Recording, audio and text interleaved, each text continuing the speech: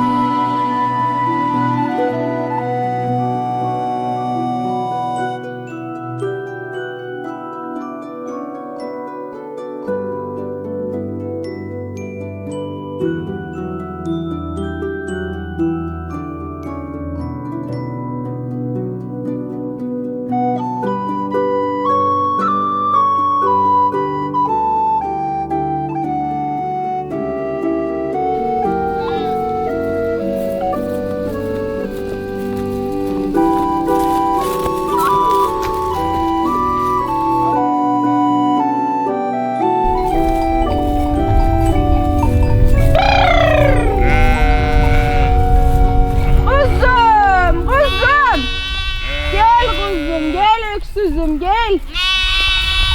Siz neredesiniz? Neredesiniz? Hey! Siz evi niye terk ettiniz he? Siz niye evi terk ettiniz annem? Hı? Acıktın mı? Acıktın mı sen? Hı? He kuzum he. He, bütün gece korkmadınız mı? Korkmadın mı sen? Bunların annesi öldü. Şimdi beni anneleri sanırım.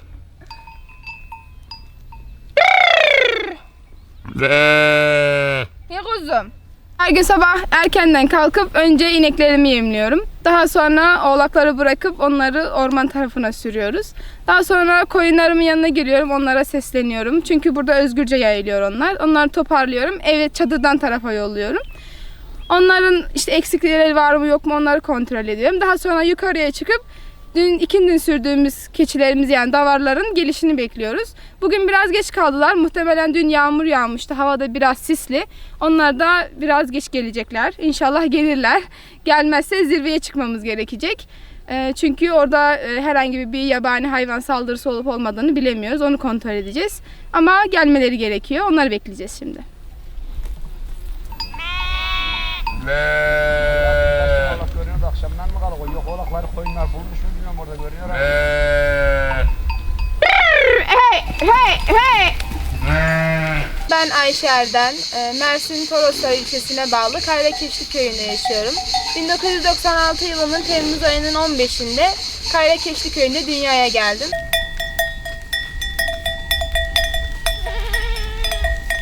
İlkokulumu, ortaokulumu kendi köyümde taşımalı eğitim alarak okudum. Çevre köylerle birleştirilmiş bir okulda taşımalı eğitim alarak okudum. Daha sonra lise eğitimim için şehire gittim. Lise 2'den sonra annem küçük kardeşime hamileydi ve bu süreç zorlu bir süreç olduğu için ben tekrar ailemin yanına geri geldim. Bir yıl ara verdim. Daha sonra açık liseden mezun olup Osmaniye Korkut Ata Üniversitesi Yönetim Bilişim Sistemlerini kazandım. Bir yıl hazırlıkla beraber 5 yıl içerisinde üniversiteden mezun oldum. Mezunum pandemiye denk geldi. Yarım dönem gitmedim. Geri ailemin yanına döndüm. Okurken okuduğum bölümde hem kendi mesleğimi yapıp hem de bilgisayarım yanımda olduktan sonra her yerde yaşayabileceğim bir meslek olduğu için seçmiştim. Ama bu süreç içerisinde bilişim çok soyut kaldığı için benim hayatım çok somuttu. Bu yüzden beni çok tatmin etmiyordu. Yine de bir şans vermek için staja başladım. Staj sürecinde de şehirde olmak beni çok tatmin etmedi.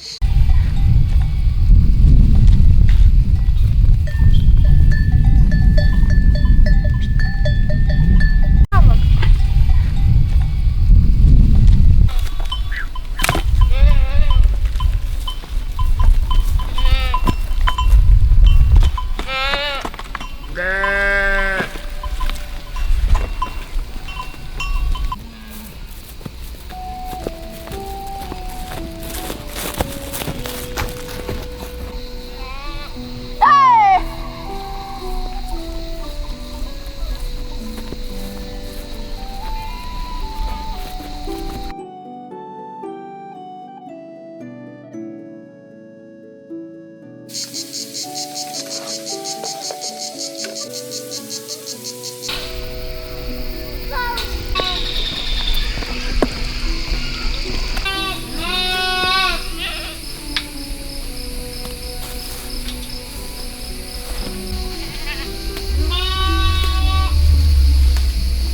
Burası bizim sebzeliğimiz. Biz burada her yaz mevsiminde, bahar mevsiminde geldiğimizde buralara sebzelerimizi dikiyoruz.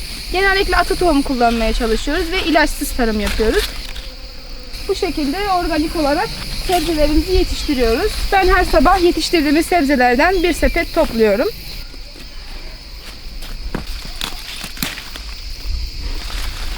Bu sebzeliğimizin içine yayladaki bulunan bütün ağaçlardan dikmeye çalıştık. Çünkü bütün ağaçlar yaşlanıyor ve yavaş yavaş yok oluyor.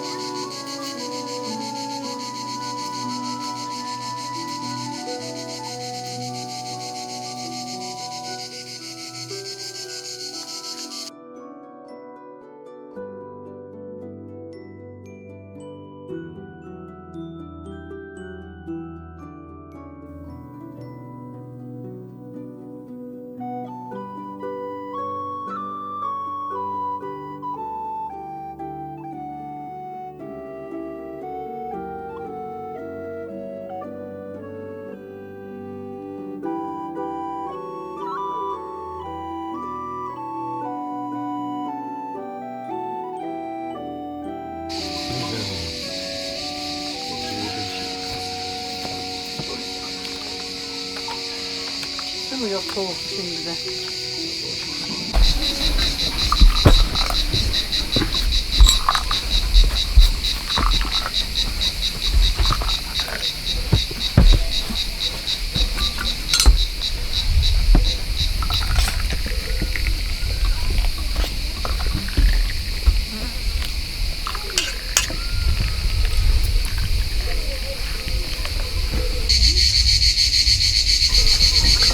Euzubillahimineşşeytanirracim.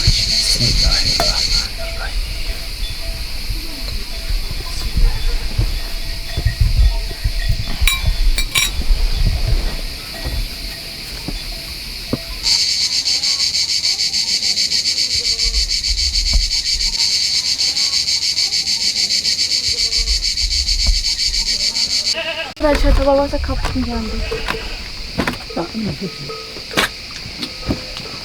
Hadi pişirdin. Pişmedi, bozuk herhalde ya. Adım Müslüm, soy ismim Erden. 1965 yılında Mersin'in Toroslar ilçesinin Kayrekkeşlik köyünde dünyaya gelmiş. Babamın ismi Mustafa, annemin ismi Ayşe. Köy ilkokulunda, bizim o zamanlarda bu köylerde her köyde ilkokul vardı. Köyümüz ilkokulunda 5. sınıftan mezun. Ondan sonra zaten bundan 5-10 yıl önce diyeyim, 15 yıl önce taşımalıya geçti köyler. Taşımalı sistem oldu. Şimdi belirli bir köyü merkez kılıyorlar. 5-10 köyü orada birleştiriyorlar. İlkokulla ortaokulu birleştiler. İlköğretim oldu bildiğiniz üzere. Onun için şimdi bizim köylü taşımalıya geçecekler bizim köyde. Zaten köyün nüfusu da azaldı. Çocuklar azaldı yani. Millet çocuk yapmaz oldu açıkçası. Yok, nesil yok. Onun için taşım 3-5 tane o köyde, 3-5 tane o köyde. Onu da hepsini bir köye birleştiriyorlar. Yani 5-10 köyün birleşmiş olduğu çocuk eskiden bir köyde oluyordu. Şimdi ancak 4-5 tane köyünü birleştirirlerse bir köy okulundan anca idare eder şekilde geldi. O da tüm eksiklikler herhalde bizden diye düşünüyorum. İşte 60. yaşımıza girdik. Doğayı seviyorum. Köyümü seviyorum. Hayvanları seviyorum. Yaradanı yaradandan dolayı, yaratanlıkları yaradandan dolayı severendirler ya.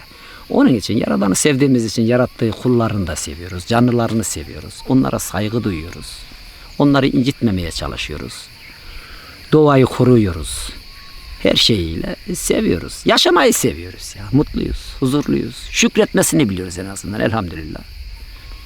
Fazlasını zaten istemiyoruz. Yerimizde olursak ne mutlu. Hayatta işte geldik, işte gidiyoruz. Bakıyorsun ölenlere kefenden başka bir şey götürmüyor. Mezara indirdiğin zamandan dünya malı dünyada kalıyor. Onun için çok telaşa gerek yok diye düşünüyorum. Ben kendi adıma, ama ben başkalarını şey etmiyorum. Başkaları çok çalışır, çırpınır, o beni ilgilendirmiyor.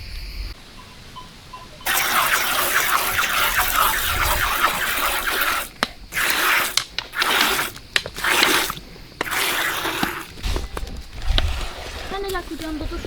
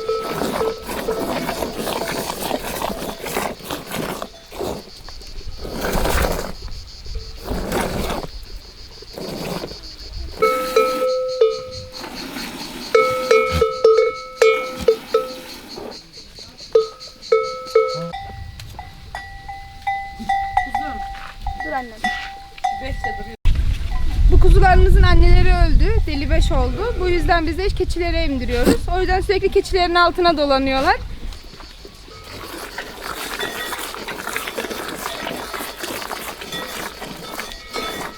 Sağım işleri bitti miydi? Kazana döktük mü, süzdük mü? Ondan sonra dinlendireceğiz bir saat kadar. Ondan sonra peynir mayasını atacağız.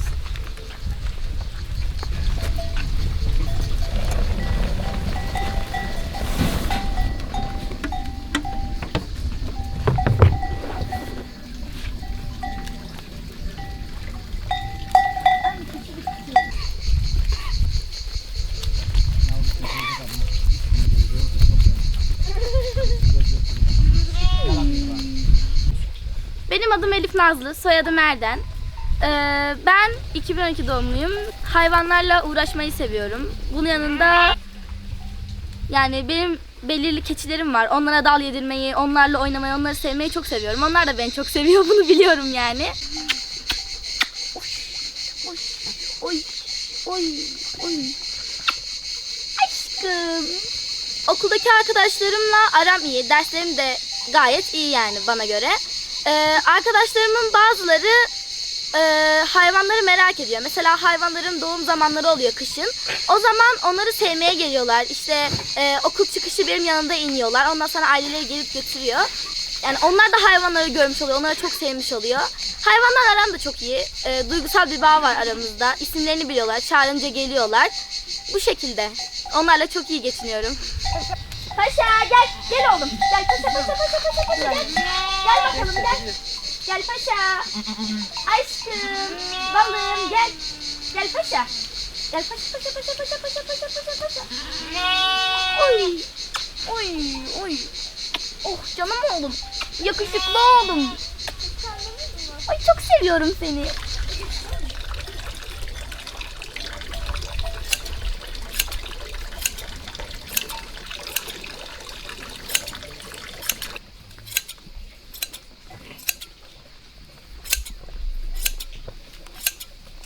Belli bir mevsim geldiğinde bu Temmuz'un sonu, Ağustos'un başı gibi biz bu keçilerimizin kırkımlarını gerçekleştiriyoruz. Kıllarını böyle kırkıyoruz düzenli bir şekilde.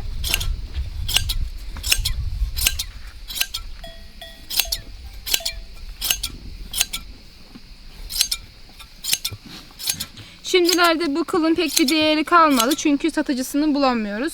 Önceden gelip buradan alıyorlardı parayla ya da işte salçaydı, işte savandı gibi şeyler veriyorlardı yerine. Ama son birkaç senedir kimse almıyor. Bu kıllardan aslında kıl çadırları yapıyorlar ve çul yapıyorlar. Bizde yere kullandığımız çullardan dokumalar yapıyorlar. Şimdi bunları yapanlar kalmadı. Bizim buralarda yok. Başka taraflarda belki vardır. Bu kıl yazın serin, kışında sıcak tutar. O yüzden çok önemli bir şey ama şu an pek bir değeri kalmadı.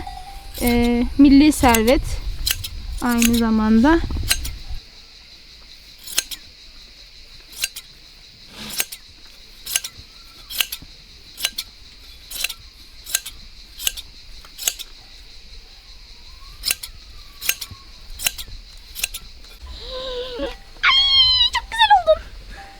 Hadi saatler olsun.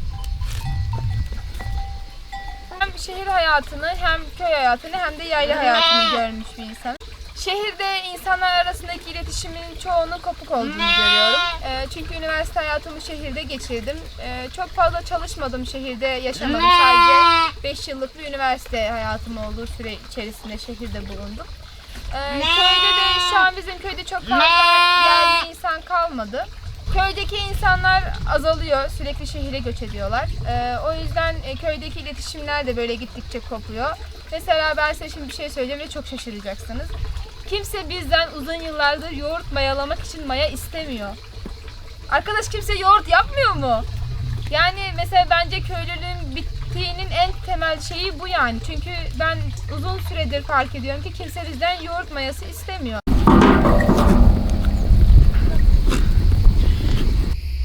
Ya şimdi düşün ki eskiden benim dedelerimi bırak babam. Benim babam 90 küsür yaşında, annem 80 küsür yaşında. Yani babam 93 yaşında, annem de 87 yaşında. Şimdi onların gençliği zamanlarda, yani şöyle böyle 60 yıl önce. Bu dağlarda geçim yok, herkes öküzle çift sürüyor, sabanla, orakla biçip sırtıyla destek çekiyor, düvenle sürüyor, yabayla atıyor. 2 buğday tanesi meydana getiriyor. Onu götürüp taş değirmende öğüdüyor. Evine ilettiği zaman ondan mutlu kimse yok. Üst baş bir kat elbisesi ya var ya yok. O da 40 yerinden yamalıklı. Adam hayattan mutlu. Onunla doyum sağlıyor yani. Şükür diyor ya Rabbi diyor. Ama şimdi bakıyorum her şey var kardeşim, her şey var. Yok. Ama şükretmesini bilmiyoruz ki.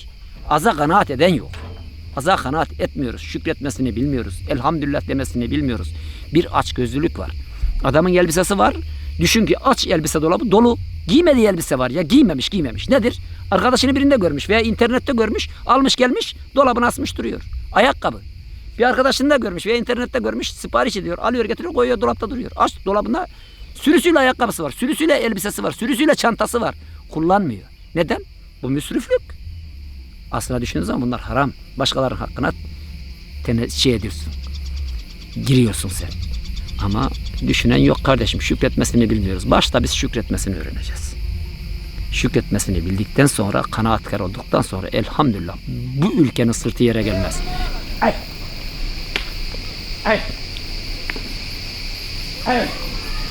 Çocukluğum görmüş olduğunuz bu yaylada geçti.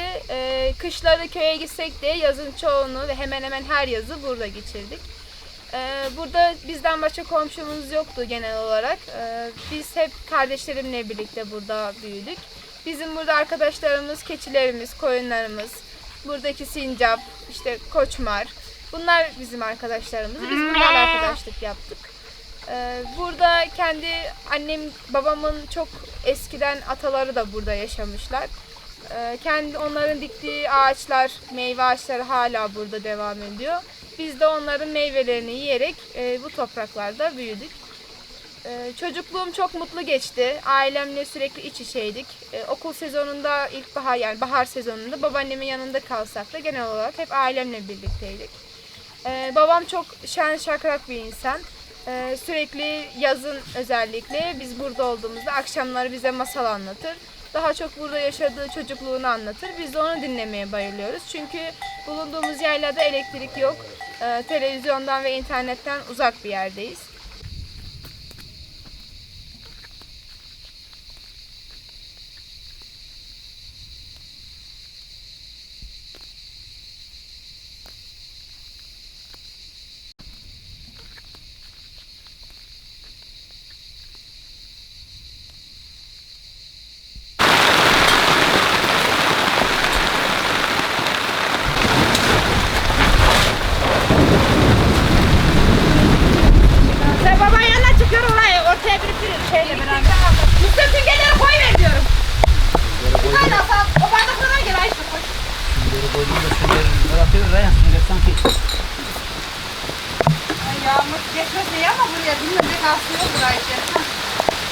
Allah var yok bilmem yağıyor.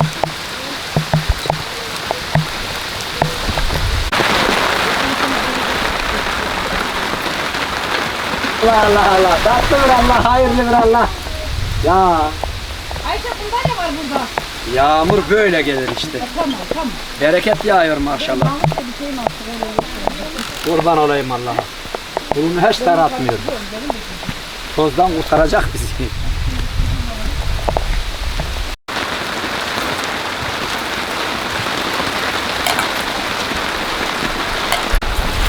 Burada keçilerimizin peynirinden börek yapacağız.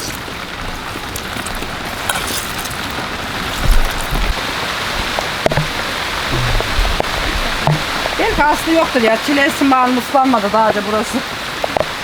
Bunun tadına hiç bakmadım Ayşek'teyim ama. Ağzına bir şey yok aslında yaptığımda. Bir şey düşünüyorsun.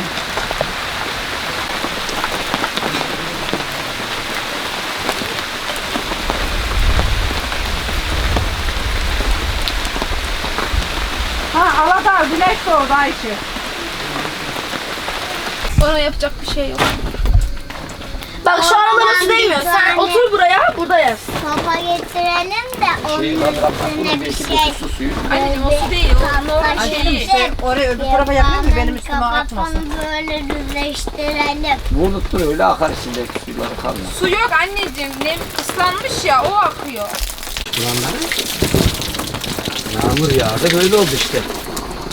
Ortalık su böyle oldu.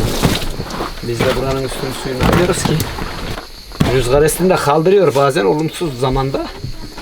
Üzerimize su geliyor onun için önce böyle temizliyoruz ki kurusun ortalık diye. Ha, tamamdır şimdi işte bak tertemiz oldu.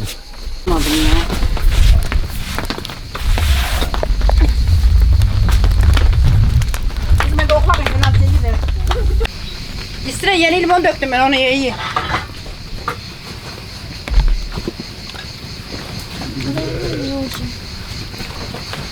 Oklakıyı sildin mi? Küçük oklakıyı. Elif bana şu kenarda bir minder var onu getir. Sen hiç yüksek ya aşkım. Minder olmazsa yazamıyorum. Neyse Elif bakalım idare edeceğim. Zar.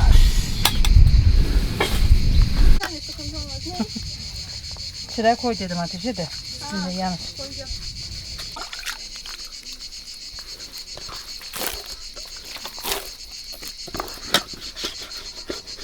Ben de buraya serdim sonra.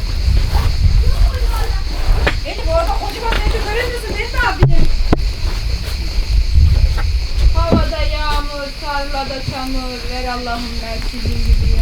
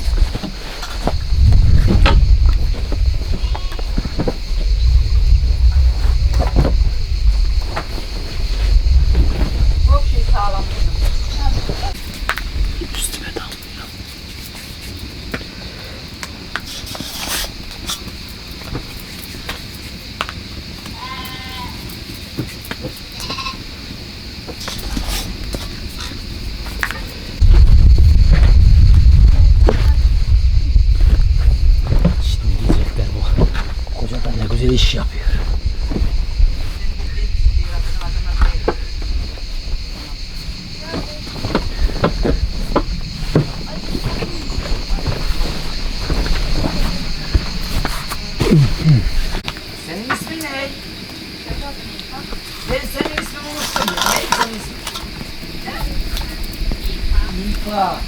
Ne kadar güzel bir ismin var senin kız. Ya Enes'e söyle. Sen de kıskandın ha.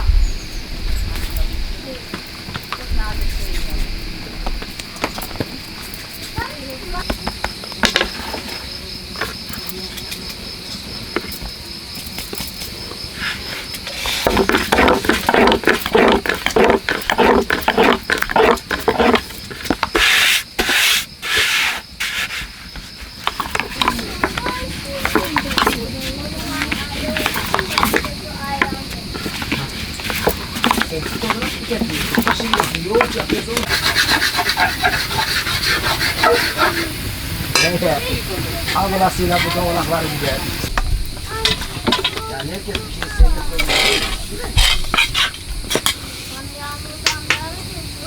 ya, kimi yağmuru sever, kimi doluyor, kimi karı. Ben karıştırdım. Kar yağdığında yine kesilmesi, bir kar yağıyor.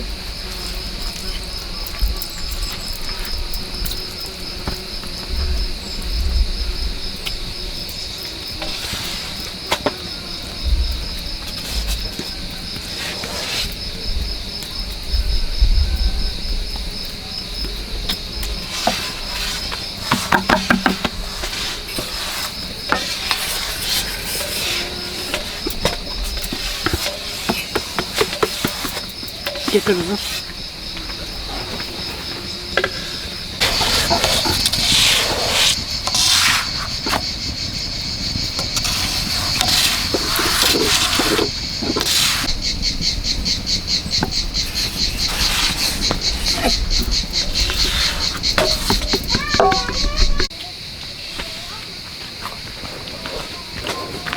Bunlar hep kıyma değil mi Ayşe? Bitti herhalde kıyma. Onlar kıyma. Aynen bu kıyma böyle. Elif şunu da koysana Elif. İkisine koy endenleri. Koy annem. Şu daha pişmedi gibi ama. Ay uzun al uzun. Gelip.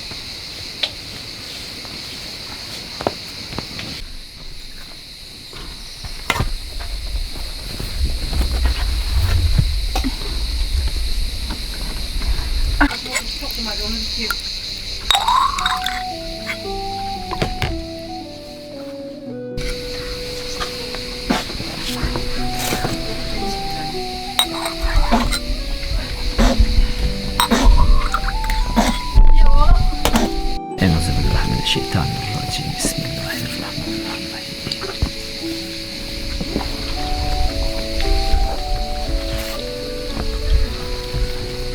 Burada yersin diyor ayranın arka bir de limon getirdik.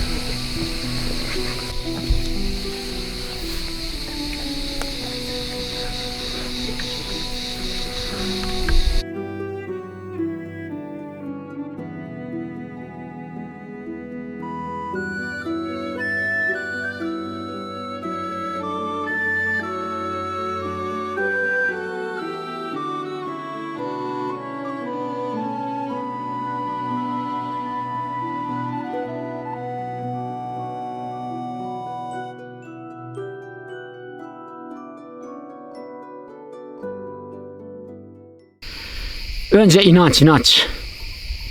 Yaradanı sevmek lazım. Sen onu seversen, onun yolunda gidersen her şey, hayat toz pembe. Başımıza gelen musallatlar tüm inancımızın kıtlığından kaynaklı. Bana göre tabii. Şimdi başka düşüncelere, başka ülkelere heves edenlere ben saygı duyarım. O onun düşüncesidir. Ama ben ülkemi seviyorum. Mersin'i seviyorum. Torosları seviyorum. Kayrakkeşli köyünü seviyorum. Bu Azı Dağı'nı seviyorum. Ne demiş şair? 1919 senelerinde topraklarına doğmuşum. Anamdan emdiğim süt çeşmelerinden, tarlalarından gelmiş. Emmimler sınırına dövüşürken senin için ölmüşler. Kalelerin burcunda uçurtma uçurmuş, çimmişim derelerinde bir andız fidanı gibi büyümüşüm toprakların üstünde. Bağrımı açıp ılgıt ılgıt esen rüzgarlardan, kıyısından denizi seyretmişim. Ağladığım senin için, güldüğüm senin için, öpüp de başıma koyduğum ekmek gibisin.